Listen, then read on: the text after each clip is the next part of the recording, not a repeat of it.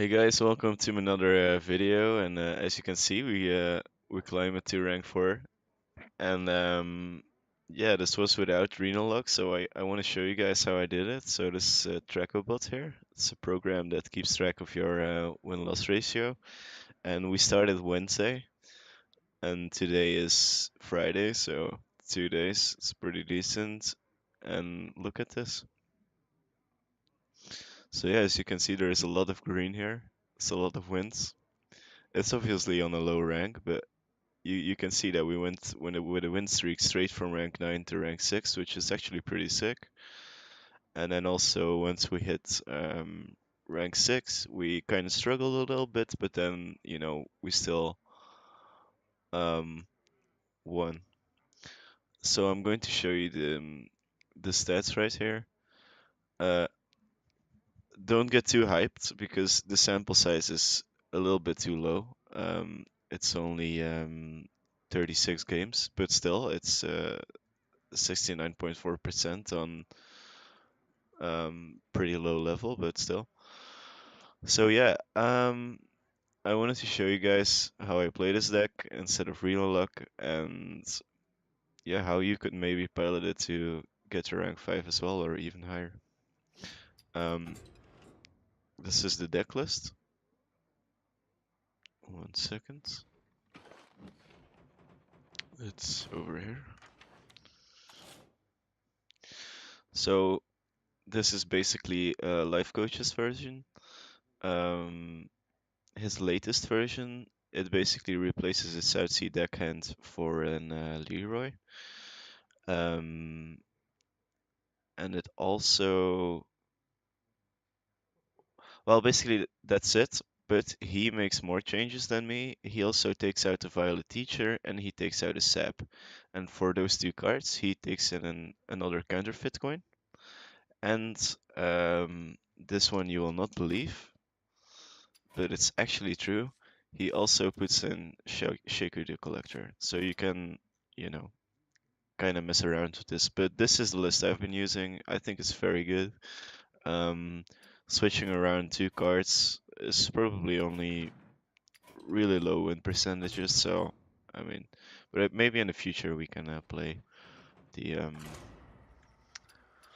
right deck, but it's still being worked on, as you can see.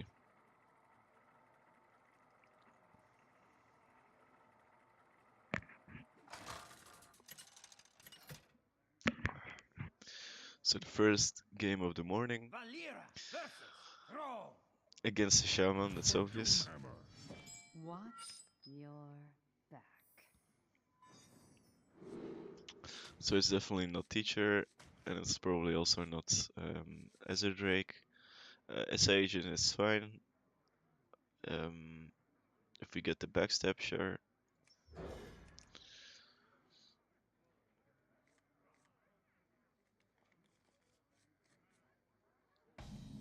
So I'm using a different program now. As you can see, there is no more deck lists because I actually don't like the deck list too much.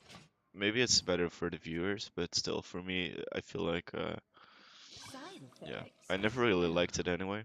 Trust me. I prefer playing without it. So this is a really weird card for his Shaman deck, but Here we go. let me lower the sound a bit.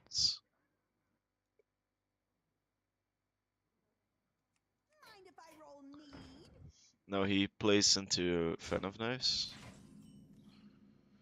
and because we top decked it, we definitely play this. Oh, look how good this is, guys. Into Tomb Pillager. This is pretty sick.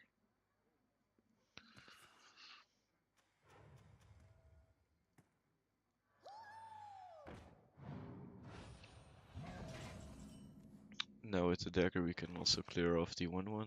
Oh, almost messed up there. It's always the Pillager, right?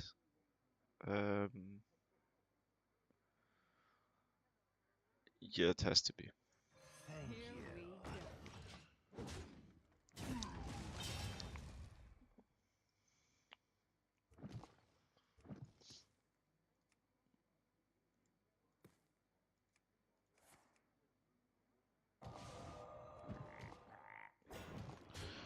There's a hex. It's not too bad. Um,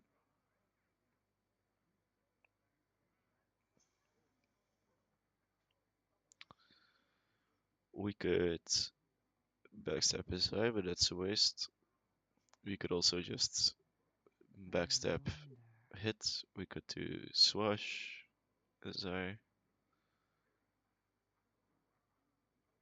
Maybe swash, backstab, hit. Let's do swash first.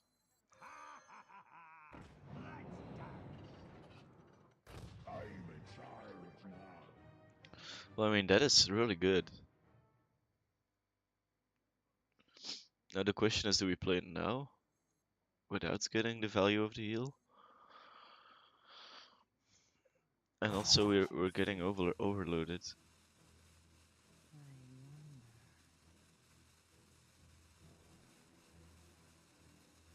It has to be a Siret. No, maybe this. Actually, no, I'm going for a Sire because um I want to get the value out of the heal for this one. That might be too greedy, guys. It might be too greedy, but hey. And we got rewarded, and not only that, because we didn't play this, we had an available auctioneer draw. So yeah, I think we just go ham. Well, actually, we don't really have to go ham, but I wouldn't like to coin here because there's nothing we want to coin into. Only prep. Into this. Um, we could make a choice to backstab our own minion, but I'm not a fan of that. Yeah, this is fine. I mean, do we have to? No. No, if we coin it would be for Gold Bloods or something. But I think he will already Dalnos clear here. I mean, he has to get rid of this, and he also doesn't have a hex left.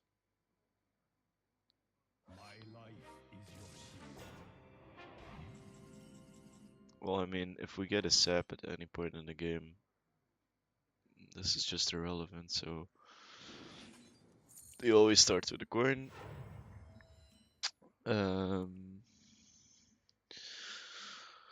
Oh, it's so expensive if we also, well, whatever. I mean, we're so far ahead right now. Um, we could Dalnos kill this. Seems good. Actually, it still seems good, right? We cold blood that. Now we cold blood another one. We do this.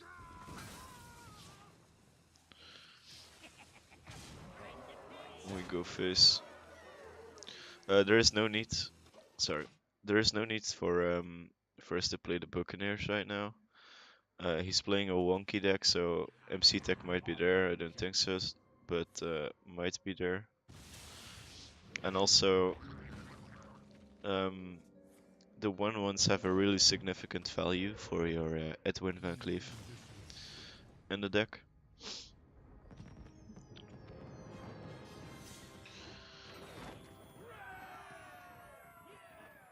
So yeah, let me go to the deck list again to explain a little bit more. You generally want to mulligan for the small-time Buccaneer and the Swashbuckler.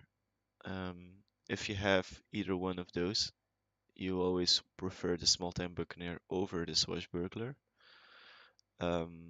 And then obviously you're looking for the Tomb Pillager and the Zerdrake. Violet Teacher is only in certain matchups, sometimes against aggro, sometimes you don't even want it at all. It's actually a really flex card. And I would actually probably replace Teacher with Shaco.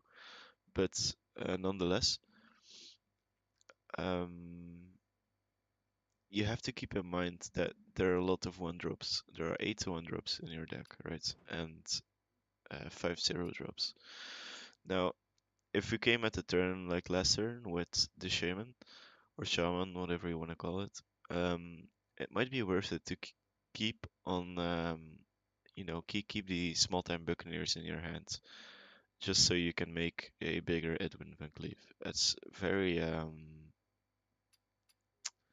yeah, it's very valuable. You will see it when you start to play this deck, and sometimes you go all in with your, or I mean, quote unquote, all in with your Edwin. You will be very happy that you have all these one drops to make him bigger. So yeah, thanks for watching, guys. Happy holidays and a happy new year. See you.